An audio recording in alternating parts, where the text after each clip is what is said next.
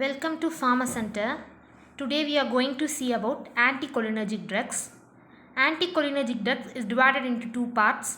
One is antimuscarinic and another one is antinicotinic. Antinicotinic is again divided into two parts. One is ganglion blockers and another one is neuromuscular blockers. Today we are going to see about antimuscarinic. So antimuscarinic is also known as muscarinic receptor antagonist, atropinic and parasympatholytics. So these are the drugs that block or inhibit the action of acetylcholine in the parasympathetic nervous system. It is also called as cholinergic blocking agents or parasympatholytics and often referred to as anticholinergics or antimuscarinics. So muscarinic receptor sites. So muscarinic receptors is present in heart, salivary glands, smooth muscles of gastrointestinal tract, genitourinary tract and urinary bladder. Types of muscarinic receptors and its location. Muscarinic receptors is divided into M1, M2, M3, M4 and M5. M1 location is central nervous system and stomach. M2 location is heart, airway smooth muscles and central nervous system, that is CNS. M3 muscarinic receptor is present in central nervous system, salivary glands, vascular endothelial cells and airway smooth muscles. M4 the muscarinic receptor M4 is present in central nervous system and heart. M5 muscarinic receptor is present in central nervous system. Now we are going to see about the mechanism of action of anticholinergic drugs. So anticholinergic drug is a competitive antagonist and it competes with acetylcholine. Anticholinergic are the classes of drugs that block the neurotransmitter acetylcholine in central nervous system, that is CNS, and also in peripheral nervous system, that is PNS. Anticholinergic drugs also combines reversibly with muscarinic cholinergic receptors, thus preventing the access of neurotransmitter acetylcholine in these sites. So this is the mechanism of action of anticholinergic drugs. Now we are going to see the drug classification. First classification is natural alkaloids. It contains atropine and hyoscine. Hyoscine also known as scopolamine. Second classification is semi-synthetic derivatives. It contains homatropine, atropine methonitrate, hyoscine butyl bromide, ipratropium bromide and tiotropium bromide. Next classification of anticholinergic drugs is synthetic compounds. Synthetic compounds is divided into four parts, that is mydriatics, anti-secretory and antispasmodics, vasicoselective and anti-Parkinsonian. Mydriatics contains cyclopentolate and tropicamide. Anti-secretory and antispasmodics is divided into two parts. One is quaternary compounds and tertiary amines. Quaternary compound consists of propanthyline, oxyphenonium, clydinium, pipanzolate methyl bromide, isopropamide and glycopyrrolate. Tertiary amine contains dicyclomine, valictamate and pyrazipine. Vesicoselective contains oxybutylene, flavoxate and tolterodine. Anti-Parkinsonium consists trihexyphenidyl, that is benzhexol, procyclidine and bipyridine. Now atropine. So atropine is a prototype of anticholinergic or antimuscarinic drug. It is derived from Atropa belladonna, that is deadly nightshade plant, and also from Datura stramonium, that is thorn apple. Now we are going to see about the actions of atropine and anticholinergic drugs. So actions, first cardiovascular effects. So it decreases the cardiovascular responses to vagal stimulation that leads to tachycardia. Tachycardia means increased in heart rate. Then blocks hypotensive effect of muscarinic agonist, thus leading to hypertension. So in cardiovascular effect, it causes increased in heart rate and hypertension. Next, at normal doses, atropine stimulates medullary centers. However, at higher doses, it produces excitement, agitation, hallucinations and coma.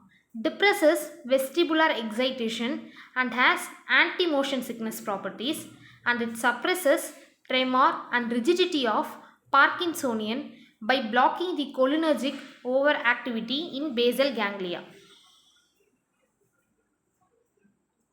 In eye, it blocks muscarinic innervations on the circular muscles and dilated pupils, and it leads to mydriasis. So it leads mydriasis and it worsens glaucoma, and it also relaxes ciliary muscles, that is cycloplegia. So it causes mydriasis and cycloplegia. If glaucoma is there means it also worsens glaucoma. Then in its effect in gastrointestinal tract is it relaxes the smooth muscles of gastrointestinal tract, and it also decreases the intestinal and gastric secretions, decreases the motility and peristalsis, and it has an antispasmodic effect, and it increases the sphincter contraction. Then its action in respiratory system. In respiratory system, it decreases the bronchial secretion. So it acts as an and it used as pre-anesthetic medication, and in chronic obstructive pulmonary disease, that is COPD. Then it dilates the bronchial airways. So it is used for the treatment of asthma, and it is also used as a bronchodilator. Then it relaxes the smooth muscles in bronchi and bronchioles, and it decreases the airway resistance. Then its action in genitourinary tract or genitourinary system. It relaxes the detrusor muscles in genitourinary system, and it increases the constriction of internal sphincters. Due to this, urinary retention occurs, and it relaxes the smooth muscles of uterus. Therefore, they are contraindicated for prostate hypertrophy patients. Then its action in glandular. It decreases the salivary secretion, that is dry mouth, and it decreases the gastric acid secretion. So it is used for peptic ulcer treatment, and it also decreases the sweating that leads to dry skin. So dry skin in children and infants leads to fever, and it also decreases the bronchial secretion, and is used for chronic obstructive pulmonary disease, that is COPD. Then therapeutic uses. So based upon the drug and its uses, now we are going to see first topic in therapeutic uses, central nervous system disorders. So central nervous system disorders, Parkinson's disease. So which are all the drugs used for Parkinson's disease? Benztropine and trihexyphenidyl. So those who cannot able to take levodopa, these drugs are preferred in Parkinson's disease. Next, it helpful in decreasing the salivation, spasticity and tremors, and it also used as anti-motion sickness. So for anti-motion sickness, it is the drug used is scopolamine. So drug induced extrapyramidal reactions due to antipsychotics also, this anticholinergic drug is used. Next, in cardiovascular system, atropine increases the heart rate, that is tachycardia. So it is used in the treatment of symptomatic bradycardias. Next, in respiratory system disorders, ipratropium or tiotropium is used as an inhalation, and it is used to treat exercise-induced bronchospasms, chronic bronchitis, asthma, and also in chronic obstructive pulmonary disease, that is COPD.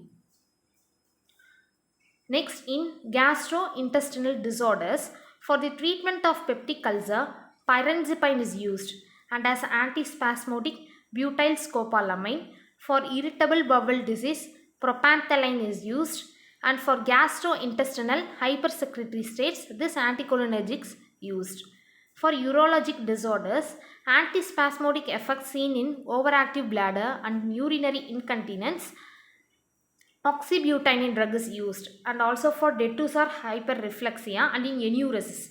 Enuresis, it increases the bladder capacity and decreases the bladder pressure, so urinary retention occurs.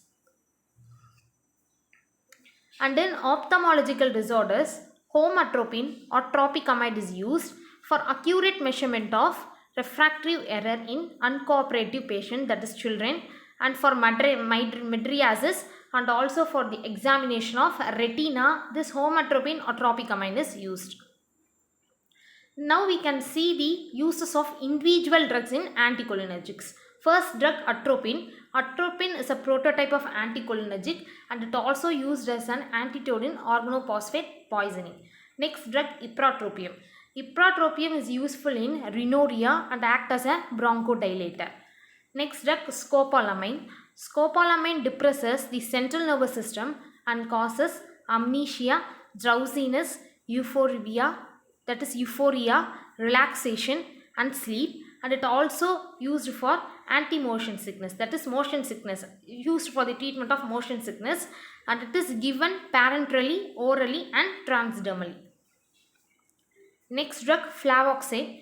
Flavoxate, it relieves dysuria, that is urgency and frequency urination, and pain with genitourinary infections. Flavoxate is used. Next drug benztropine. Benztropine is a temporary use in Parkinson's disease treatment and useful for dystonic reactions caused by antipsychotics. Next drug trihexyphenidyl. It is also used for treating extrapyramidal symptoms by some antipsychotics and it is contraindicated in glaucoma. Scopolamine.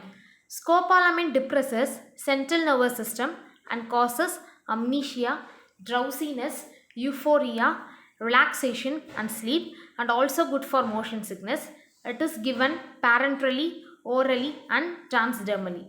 Oxybutynin has direct antispasmodic effect on smooth muscles and anticholinergic effect. So it decreases the frequency of voiding. Voiding is nothing but the urgency to pass urine. Now we are going to see the adverse effects or side effect of anticholinergic drugs in their body systems. First body system, cardiovascular, and adverse effect is it increases the heart rate, that is tachycardia, and it causes dysrhythmias. In central nervous system, it causes CNS excitation, restlessness, irritability, disorientation, hallucinations and delirium.